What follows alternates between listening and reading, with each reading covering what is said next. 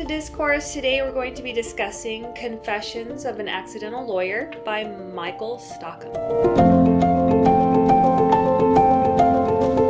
Battling against a Texas prison, a young lawyer fights for a fair trial in a prison-friendly town as witnesses and evidence evaporate. Torn between career and family with the lives of a prisoner, his wife, and his unborn child on the line, the young lawyer struggles to ensure that his client, his family, and his integrity all survive. So we start off with Emmett, one of the main characters. He's an inmate. He's on the bus. Yes, he's being transferred to prison. And we find out that he has... At first, I didn't realize it was like a heart condition or something, but he needed his medication and he was having some pain in his chest. I think we later find out that it's because of some of the restraints are too tight on his sternum, so it causes a lot of chest pain, and he's had history of a bad heart. Yeah, a bad heart. So we're introduced to this character rather quickly. We learn a little bit about his physical state. He's an older gentleman, and he has some sort of heart condition. And he's kind of being jostled around and not being treated very nicely. But he is an inmate, so we don't know much about him. And then we're kind of brought upon a very sad situation. Daniel, who is our leading man of the story, a soon-to-be lawyer, he and his wife, Hannah, are at the emergency, basically at the hospital. She's been having a lot of medical issues. She's having a lot of infection and fevers and a lot of stuff going on, and the doctors cannot figure it out. After childbirth, they just had their daughter Lily, and she's been this way in this state for like a week or two, and they can't figure out what's wrong with her. And in my mind, I'm like, you guys are doctors, regardless of what part of the the country you're from, like, you're a doctor. She just had a baby. Like, try to connect the dots with what's going on with that. Unfortunately, she's left really scarred, not even just physically, but, mentally and emotionally from the entire situation. She almost died, for goodness sakes. She soon finds out that she will not be able to have any more children. And in her current state. So, and her dream is to have multiple children because she grew up as an only child. So she's crushed from this news, and her husband, he's there, he's supportive. And then we kind of do a little back and forth. The author does a really good job with changing perspectives with the characters, switching from Emmett back to Daniel. After a while I was reading, I was like, Daniel passes the bar exam, so he becomes a lawyer, which he becomes a baby lawyer, which I didn't even know that was like like a thing, like that's something they use. Yeah, you think the graduate is like, all right, go do a case in court. Like, you're up. Yeah, like I just imagine, okay, you are a lawyer now. Go get a job and start, judging people. I don't know, not winning judging people. Cases. Yeah, winning some cases and helping people out. But no, apparently that's not even how it goes. Yeah, they have to shadow other lawyers. They have to just talk to them a lot, learn from them, and they do go to court. But they're that person, now we know, they're that extra person that just sits with the lawyer. Right. And just kind of assists. Apparently they're lawyers too, but they're the baby lawyers. Yeah, we didn't even realize that there was like kind of a hierarchy. That was kind of cool. Yeah. So I slowly started to understand like this book was definitely written by someone in that field. So yes, it's written by a lawyer.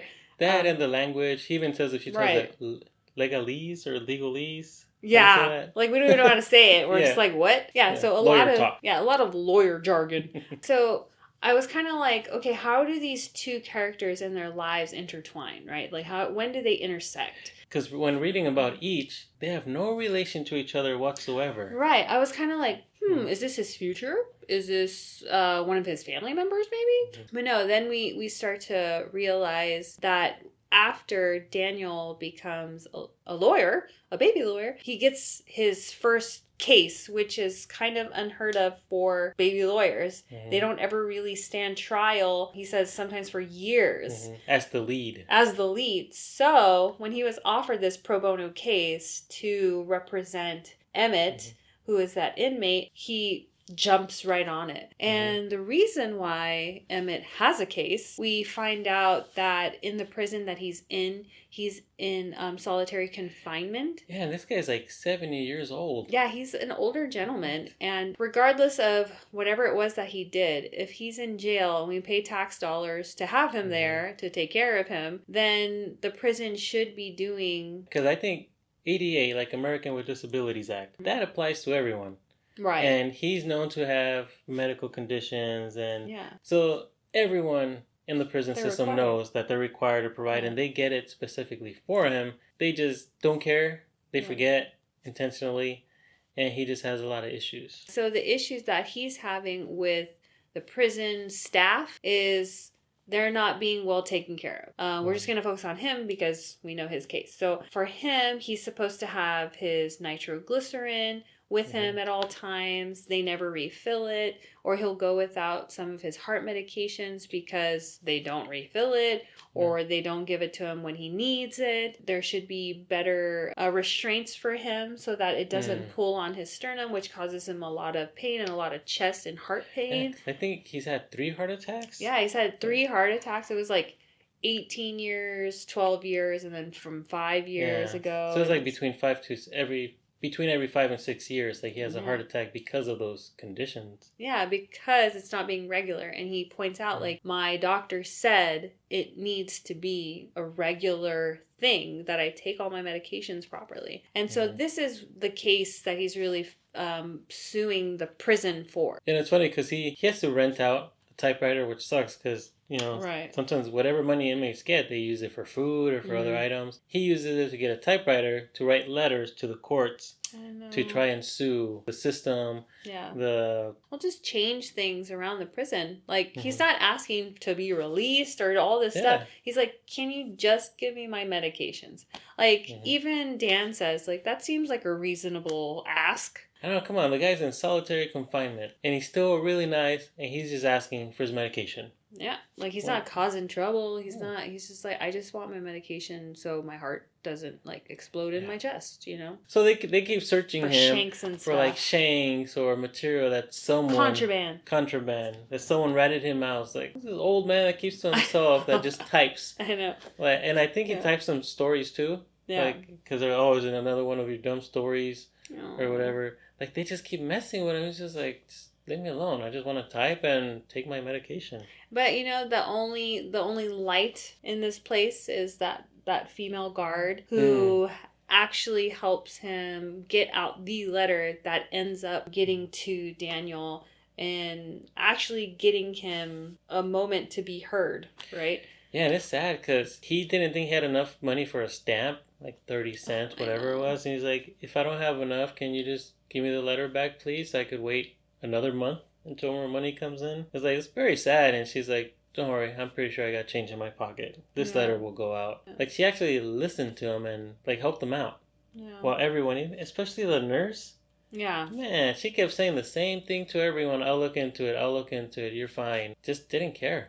Yeah. But I thought it was interesting when Daniel and his associate go to the prison to meet Emmett for the first time and speak to him. And they meet this female guard and they're kind of inquiring about her because she's gorgeous. And, you know, how are you working in a prison being that gorgeous girl? Not allowed. You should be a model, girl. No, that's exactly what I was thinking in my mind. I was like, oh, just because she's beautiful, she can't work in somewhere that's like really masculine, whatever. So they inquire about like how she started working there, how... Like why? Yeah, why did you pick solitary confinement out of the entire prison? This is what you wanted to do. She's like, well, it's kind of like in my blood. My parents were both guards.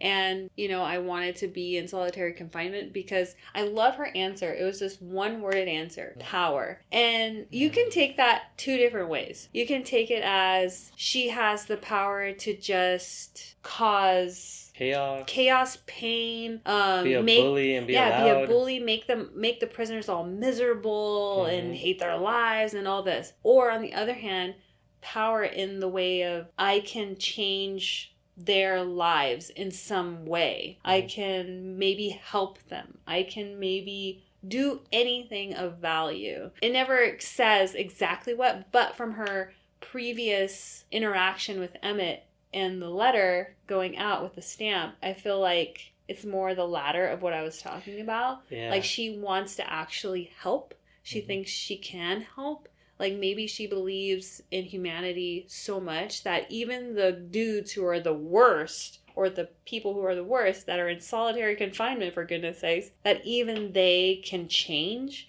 or even they have some sort of goodness within them, and she wants to try and help guide that, I don't know, like she's like their landline, like their, because yeah, they know where they're at, they know they're not going anywhere. Right, Like, and I think she knows that too, right? So she's kind of like, well, whatever I can do, I'll do it. So, yeah, as you mentioned, the letter, that's what helped get that letter out. And that's where the connection comes. Right. And in their meeting, he also asked them, right, like how prison life is. Quote time. The life in prison? Oh my God, quote time. Yeah, so Daniel meets Emmett after he takes on the case. And then he asks him, tell me, what's the worst thing about prison? Nobody listens. I mean, once you have that number stenciled on your back, it's like they turn down the volume on your voice. It's like you can hear yourself saying something in your head, and you can see the guard or nurse or whoever's looking at you. You know they should be able to hear you, but no one does. It's as if they just reach in and turn a knob, and the sound of your voice gets quieter and quieter year after year until it goes silent. Yeah, that quote from the book was just so disheartening. It was like that. Those are the words of a man who's truly like given in. No one's hearing me out, so I'm just... That's so sad. And you know, as a medical professional, everyone takes an oath, especially when you get licensed. And I mean, you take an oath to treat people regardless of who they are, where they're from, what they look like. It's just amazing to me how, if this is what happens in prisons, we provide for them when they're there. So why don't we just make sure we give them the proper care? It just doesn't make sense to me. They're still people. Or if they get hurt. Oh, you're hurt? Oh, broken leg? Yeah, we can't heal that. Just bleed out. Yeah, like why waste your money taking care of this person for however many years to just finally die at some point because you didn't give them their heart medication? Yeah, so then Emmett also questions Daniel. Like, so why'd you become a lawyer? And that's where we get the accidental lawyer. Oh, yeah. Because he was doing a dead-end job, just getting by. But Hannah wanted to have kids, so he's like, man, I need more money. And then with the issues with the doctors screwing up, and then they had to fix their issue, and you would think that the hospital would cover it because it was their mistake. They got to use their insurance and pay the rest, so he decided to take on the career of a lawyer to... pay his debt and also start building that family because Hannah wants at least 4 kids.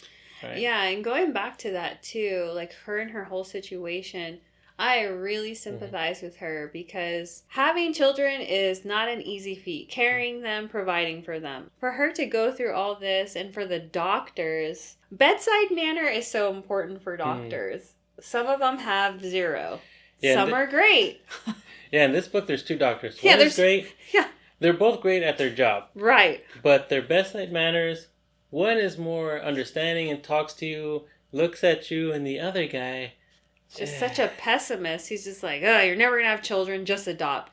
I can't even and then imagine. Walks away. And walks away like nothing. I was like, oh, excuse me, sir? Wow. I felt insulted. I was like, excuse me? Mm-hmm. That's terrible.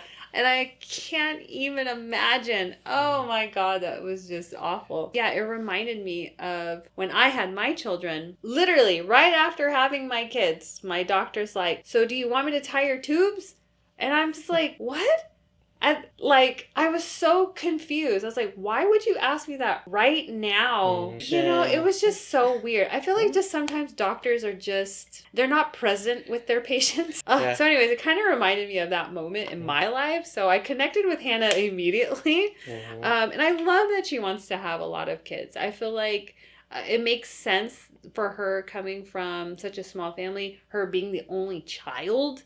It and makes sense that and all that. Yeah, that she wants to have a big family. She has a lot of love in her to give. Yeah, and also I think it's far better off because I grew up with like 3 brothers, so there was always someone around. And when she talked about being an only child and having an imaginary friend, like I never had that imaginary friend because You didn't There was need- always someone around. I didn't need one. Yeah. So I could see where she was coming from. Like, she'd rather have siblings and they could fight and get to know how to work together and just be happier and be more, learn about Fulfilled. the world and fulfilled. No, I love that because it kind of reaffirms how invested in Hannah he is, in their relationship, in them being together. And he's like, no, you know, if this is your dream, we're going to make it happen. And I love that. I love that for her. I love that for them. And you kind of get to see their struggles and the way they are together, and they're, you know, fulfilling their dream of having a big, happy family. It's just crazy how it's like a small world, certain situations that come around. Like Emmett, the prison inmate, would have never met Daniel and have some support outside, because it's not the first time he sent out letters, but he was always ignored, even in the outside world. But here comes Daniel because of his current situation, and that's where the connection is made, and you get to see, you know, what happens in their court hearing. But just getting to that point, it's like, it means a lot to Emmett. Yeah. I mean, I doubt any, you know, not baby lawyer would take on a pro bono case. Thanks for hanging out with us, and be sure to check out Confessions of an Accidental Lawyer by Michael Stockham.